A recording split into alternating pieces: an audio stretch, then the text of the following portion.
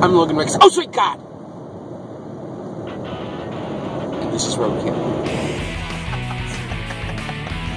Oh, that would have been awesome. That would have been Mentioned awesome. on a poll, man. Holy shit, I'd have had to go to the big leagues because they need the bank account to do a few of them. Yeah, easy there, Vince Russo. What?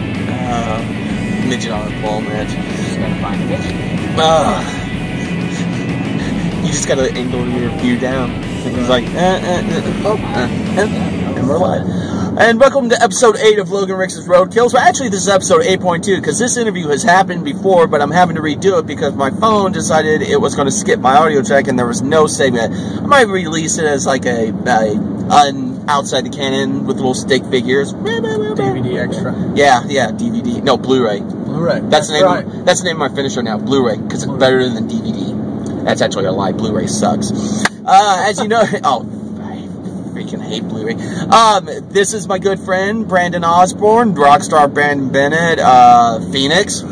Yes, long time ago. Phoenix with the That pain. was Crow. Crow did that. Oh, I know, but you know, it's the closest thing. Phoenix. Well, yeah. Crows are more like Phoenix are more majestic. Right. Mm-hmm. With the majestic flowing of the jazz hands. Yes. Message.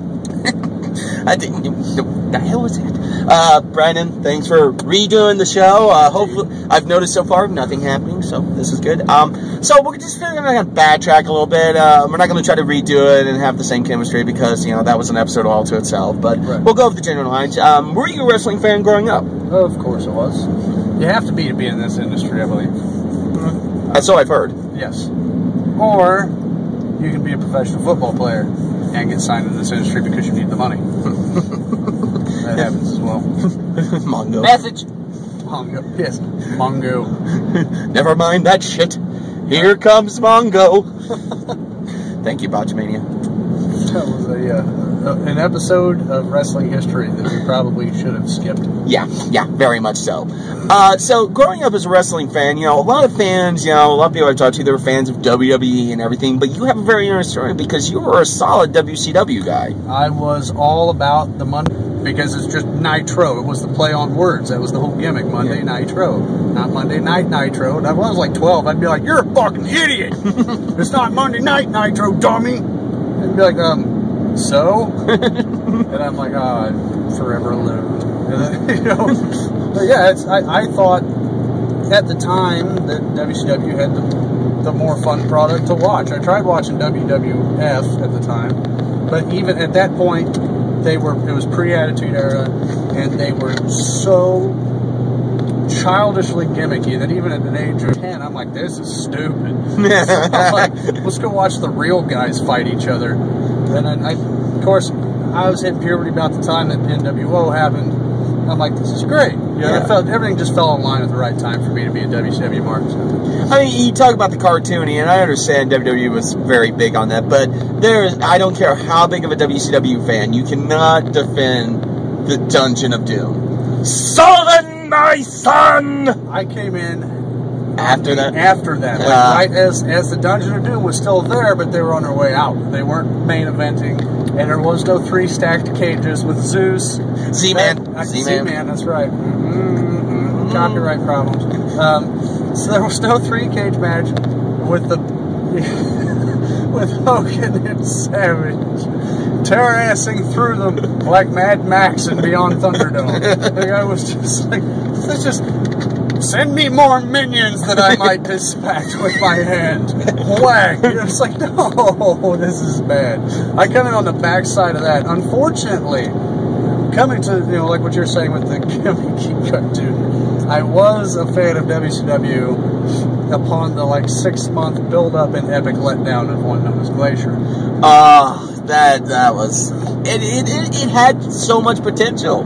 But when you're spending a year... When you pay guys a year just to sit at home and just train karate, yeah, you pretty much fuck the pooch at that point. When it becomes an argument, the biggest rivalry he had was an argument because Canyon, Mortis at the time, he stole my standing sidekick. And it's like, That's it? He didn't, because it's a standing sidekick. And if anyone stole it, Michael stole it before you thought of it. So, Oh, and then it was a war about a shield or something. Oh my god, they got so Mortal Kombat-ish. Yeah, but you got James Vandenberg, who, Yes. let's be honest, the biggest mistake they did was not letting him be the mouthpiece. Right. James Vandenberg, Sinister Minister, great guy. Chris Caden, fantastic worker. Very skilled worker. I liked him. And Adam Bomb.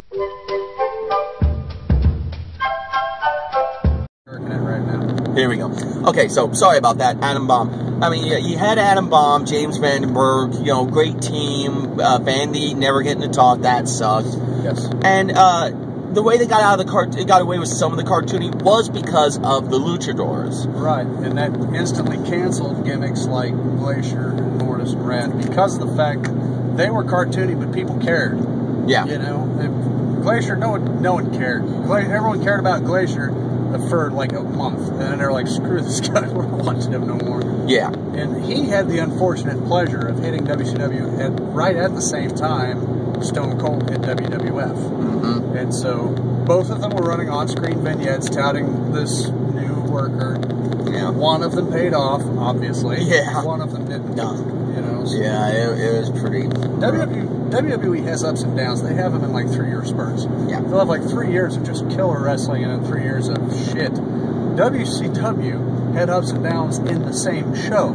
Yeah. Was the problem. Because you could have a stellar, like have Steven Regal versus Chris Benoit, and I know that's a taboo because he killed some people and himself. Yeah. But all that aside, stellar worker. You'd have like Regal versus Benoit, and then the next match would be the Insane Clown Posse Yeah.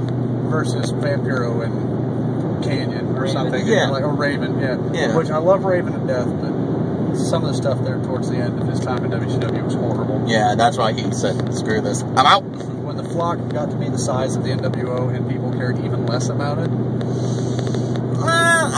Yeah, there were some people in there that was like, it helped some people. Like, Perry Sander didn't even have Kidman before he got fat.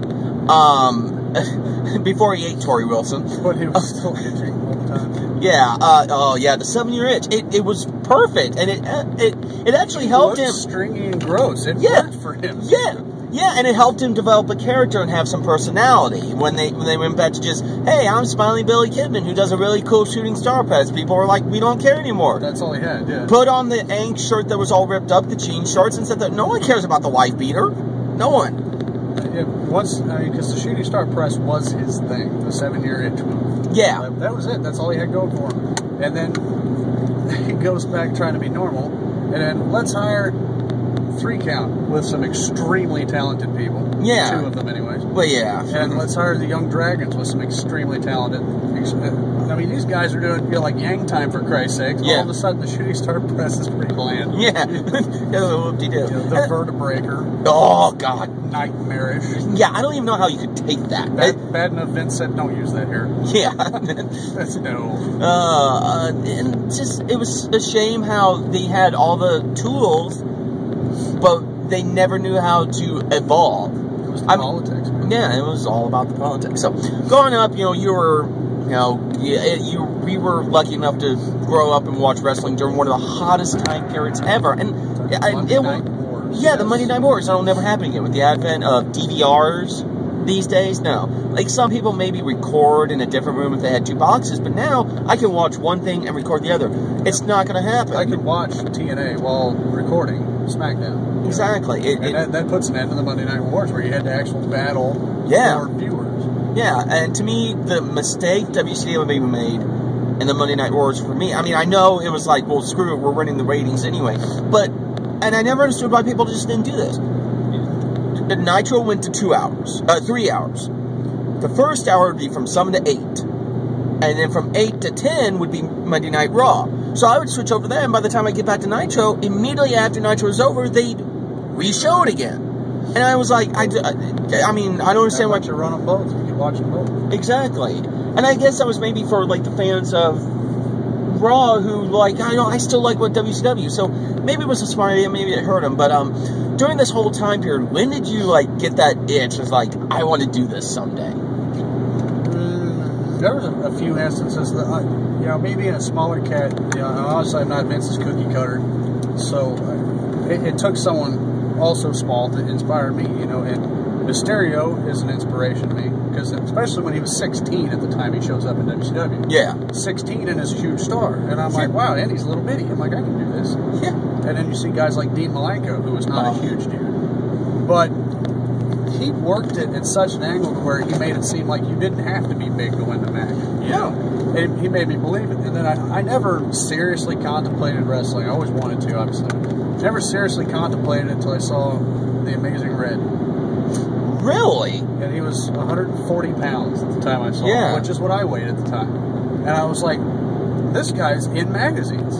He's 140 pounds. I can do this. There is a chance, you know. Because, I mean, even when we went to the first indie show and we're talking to wrestlers about training, I was like, I still don't think I can do this. Yeah. You know, then and a couple weeks later we see a picture of The Amazing Red, and I'm like, this guy looks like me. Hell, I look bigger than him. I might have some stuff going for me. By the way, Amazing Red, if we ever meet, me and you are going to have words. You stole my name. Like, when I was a kid, I remember, early on, I always thought about being a wrestler, and I was like, I thought of these weird names. Like, at one time, I wanted to be called Squirrel. Weird backstory. Squirrel! What? Yeah. Oh my God, did I see a ghost? I thought he died. You're haunted. I am. I am haunted. But I finally decided, what would be the natural name for someone like me? A ginger who, at that time, I wasn't actually that hairy. I didn't get back and chest hair until I was like 20. You didn't get the man sweater? No, it just happened overnight. I was like, oh, come on. I mean, I loved Wolverine in the comics, but I didn't want to fucking look like him. So, I was going to go with Red, and then, I saw, he's called The Amazing Red, but in Japan, he's just called Red. And I'm like, you son of a bitch, you're not even a real ginger. I think he's Mexican, or Puerto Rican, or something. It's like, oh, come on, man, that's not cool. Anywho, so, you decided, you made the decision, and, after seeing Amazing Red, little bastard, yep. Hornswoggle, so how did you find your wrestling school? This is a big no-no, I'm going to tell you anyways, we were wrestling in our backyard. And, I was talking with a guy about it, a guy who ended up being a ref for ASW at a local hangout, local youth hangout, pool hall. And he worked security there, and I'm talking with him. Turns out to be Crow's brother, Craig Keith's brother. And he's like, my brother's a wrestler, I'll totally give you his phone number. And I'm like, yes, please. And so I get his phone number, and I'm making, I call him, I'm like, hey, can you tell me about wrestling? And he's like, are you a booker or promoter? I'm like, neither. And he's like, who are you? I'm like, I want to learn how to wrestle. And he's like, we got a show in St. Joe in February. It's like the 22nd, I believe. He said, I need you to show up there. He said, I'm going to have you take a couple bombs before the show, and we'll talk about training. And me and a couple other friends did at the time. Money was one of them. And Money actually initially wasn't going to wrestle. That was one of them. He's like, nah. Anyways, take a couple bumps. Craig's like, we'll train tomorrow. This was on a Friday night in February. He said, we'll train tomorrow. I said, okay, cool, where? He's like, come to St. Joe. So I drive to St. Joe at like 8 o'clock in the morning, driving all over where this place is supposed to be. Can't find it. I call Craig, and he's like, can I help you? And I'm like, yeah, I'm supposed to train today. And he's like, where are you? I'm like, St. Joe. He's like, well, I'm not. He's like, he said, we're training in Valley Falls, Kansas, which is like, 100 miles from St. Joe. Yeah, it's a bit of a trip. It's February, and it's snowing. So my first day of training, I drive 100 miles in a blizzard to Valley Falls to take literally like 15 bumps and get back in the car and go home. Mm-hmm. I took several bumps, and Craig said, yeah, you might work out. Come back down here next week and we'll train. And I left. And Craig was the thing, hooked up with Craig, who put me in touch with Derek. After Derek kind of moved on to other things he had going on, Craig brought me up to St. Joe to work with Sonny Meyer. Oh, Sonny Meyer. Sonny is nuts. That's the fucking turnip. Yeah, it's Turnips. Yes, it's fucking. There's so many.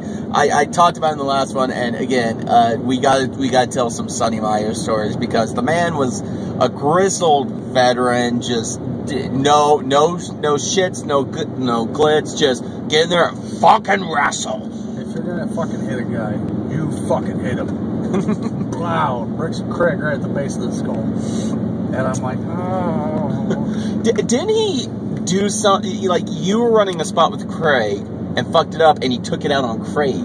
That's what it was, yeah. Oh, yeah. We were doing the sit-behind spot where both people were sitting on the ground, and you actually got your legs laced inside the other guy's thighs. Yeah. And you're supposed to be throwing punches Yeah.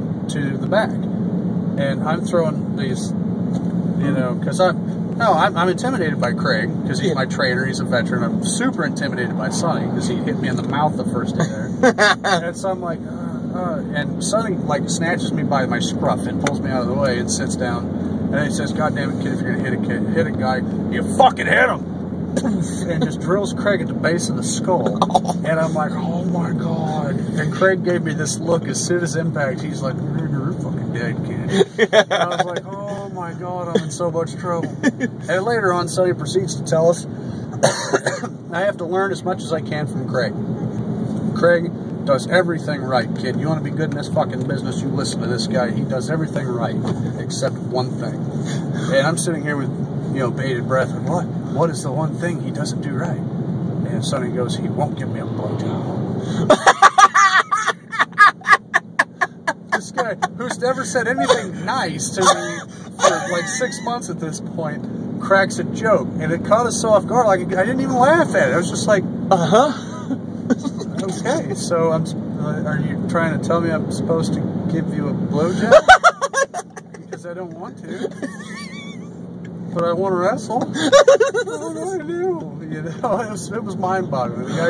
The guy was a legend. He was a credit to the business. One of the last guys to still believe in kayfabe, to the point that he would put hands on workers if you were screwing up kayfabe at his show. Oh. You know, like we saw him put a few guys in the corner and give a couple bloody noses to people because you're a fucking heel, kid, and you don't come out at intermission. And he'd snatch the guy up and drag him back to the back. You know, because he still believed it has to be run like it was in the 40s. And to be honest with you, I wish it kind of was. Respect. You know, I never heard that story about the blowjob. God. That cracked me up, dude. Oh, man. I was dying. I'm glad I didn't. Later. I'm glad I didn't have water with the tea in my mouth. Otherwise, I would have spit it all over your window. So you break in, and you know you start off as Red Phoenix. Oh no, Under a Hood. Under a Hood. Ozman. No, that was after Red Phoenix. No, I did one match. I did one match as Ozman. I don't know what that was a gimmick we had in. Well, it was a nickname of mine. Is what it boiled down to. It was a gimmick we did in the backyards. Went with that. Did like one match that way. Ordered a mask, got some tights, got some kick pads. It was like me, Red Phoenix. Tried to do a lucha gimmick. The indie starter kit? Yes, the indie starter kit. Tried to do some lucha stuff. I'm not lucha-able. I don't do that. I can't. I can. I don't like to. I don't see the point of it. That could be your name. Luchable. It's luchable. Luchable. With Lunchables. Yeah. Out the end. There's a gimmick. Yeah, there. Copyright. You can't have it. We can't let Johnny Deadpool see that, so he'll steal that as well. Yes, he will. You know what you did, Johnny. So did that for a while. Got demasked, and the only match I've ever had involving a standing ovation was PM Money's like second match in the business. Us two, who you could have called us the needs to gain weight superstars or something, because I was like 145 pounds and he was like 4. And I used your favorite number. And it was so we do this match with Mr. Saturday Night Michael Berry and Takeon. Takeon. Takeon, yes. Oh, okay, that's right. To our benefit, Takeon has won only one match in his career, and that night would be his second. But we did this big match. It was like a 20-minute. I took the dumbest move I ever took in my life because I was green, and I let a veteran convince me to do some shit I shouldn't do. And I took like a German from the top, which borderline paralysis. You know, I was messed up for a minute. Got demasked. Standing ovation. People were like, "That's the fuck that tits." You know what I mean? They're like, "That was tits." Standing ovation. I've never got back to a standing O in my life. I want to. That's kind of one of my driving goals, is to get there again. Yeah. Did the Phoenix thing. Dropped the mask. Went and started rocking 80s face paint. Yeah. Which was over his balls, believe it or not. I was instantly loved. Don't forget your little tassels on the arm. I did. Yeah, I did tassels. I tasseled it up. I've been trying to find footage or any images of you as Red Phoenix. And Tommy has some. Yeah, Tommy they're has very some. rare. I might have to. And actually, some of the old websites are still up and still have pictures. Like the website for Wham still operates. Yes. Yeah, I actually have. Yeah, I've seen some photos from there. So you should get some of those. Put them on here. Yeah, I think they're bad. I think you're not Red Phoenix though. You're just Phoenix. Yeah, but I don't even think it's the face brand. I think you're in regular gimmick. I did a military gimmick for a short time right after I got out of the Army, which really just kind of fit me. I've always tried to make a gimmick reflect me, you know? Yeah. I was young and bursting with energy and wanted to be a wrestler when I did the lucha and the 80s gimmick. And then after the military, dude, I was super disenchanted with everything. I was a disgruntled, angry dude that had put on 50 friggin' pounds. So I kind of wanted to be, all of a sudden I'm a bully now. Yeah. Military fatigue.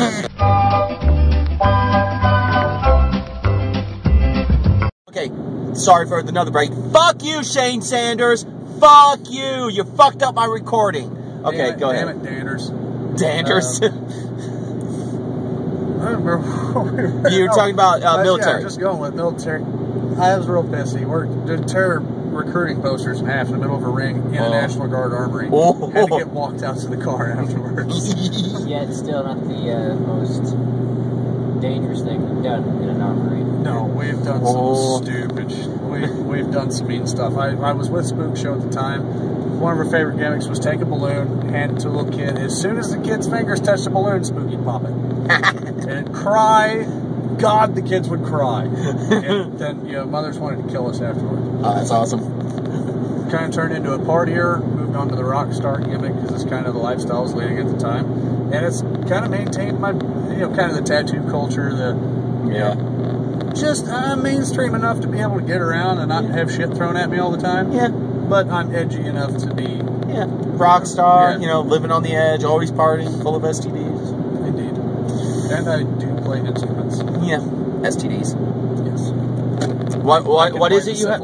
Yeah. What is it for purple AIDS? Yeah, but it's okay because they cancel each other out. Only You're fun. if it's stage 4. Yeah. Yes. Mine's 6.5 because I overachieve. So our paths cross in Whiplash Wrestling, and it's weird. Like our two careers, and whoever this guy is, who do you ever beat? Have you ever beat? Yeah, I beat you 4-way match. That's close. Four-ways don't count. Not in Texas. Sorry. I steal everything, so I might as well steal your gimmick while you're here. But it was interesting how our careers have just kind of always shadowed each other. I know Money was kind of hesitant of me, and I seem to get along with you pretty well, but I'm sure there are times you're just like, God, just shut the fuck up. Well, and I think it goes just like family members and any of your good friends. There's always a point where you're just like, dude, shut up. Seriously, I love you, but shut the fuck up for a few minutes, would you? Seriously. Oh my God, I will fucking... Rick! It's like... Rick! It's like that. Me and Shannon have been that way with each other. Fuck me and, or, your girlfriend, your wife, your kids. It doesn't matter. There's always a point where you're like, get the fuck away from me right now, or I will smash your face with a brick. Rick! God damn it, Rick. There's always that point. And, and like you said, we've shouted at each other. It seems like every show I go to, Logan's there, and vice versa, you know. Except for that year where you decided... We've rode together a lot. Yeah. There was a year when you lost your smile. Yeah, I did lose my smile. Find it? No. No. I bought one. I bought a new one. God bless eBay. I bought Mr. T's. He lost his a long time ago. He's always been pitying fools. Same place you got your new soul? Yes. Stole it from a Korean. Can you hook me up with one? I mean, I can't keep it for long. Is there a good, bulk rate? No, I have to look. I'm sure KoreanSouls.com probably has some. Sad that website probably exists. Yeah, it probably does. Was it Rule 34? Rule 34. Huh? Rule 34.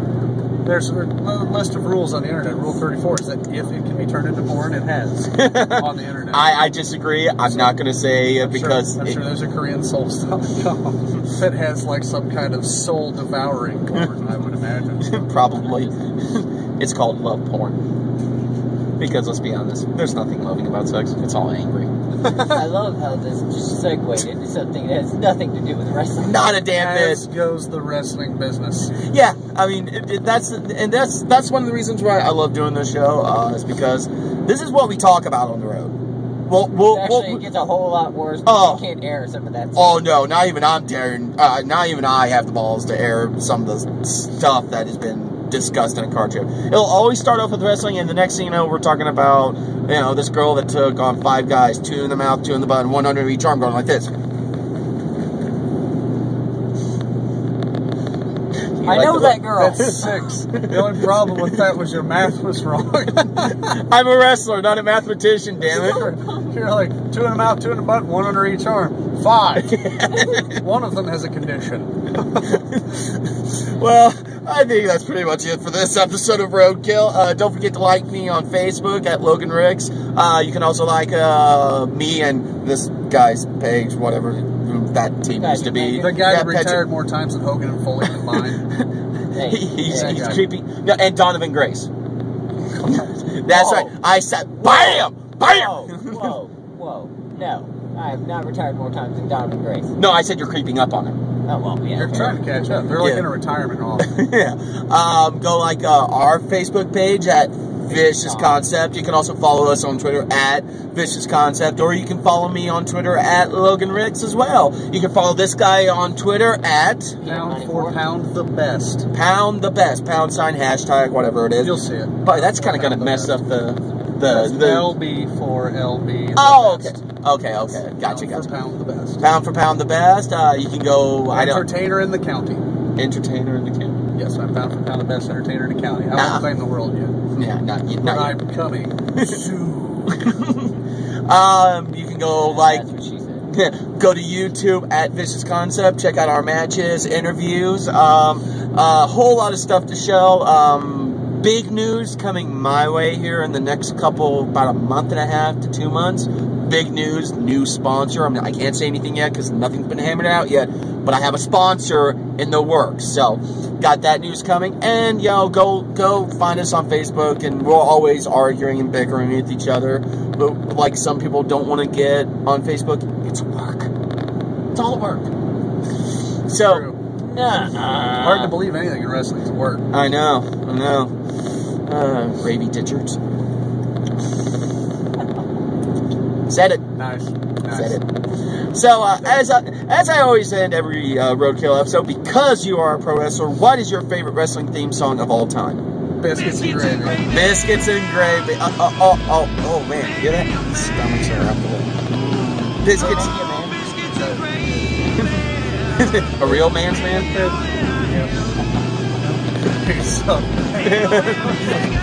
Say it. In fact, you should do that. We're talking about it. You know what? Biscuits and gravy. Yeah. You know what? Now it was biscuits and gravy. Now it's a real man's man.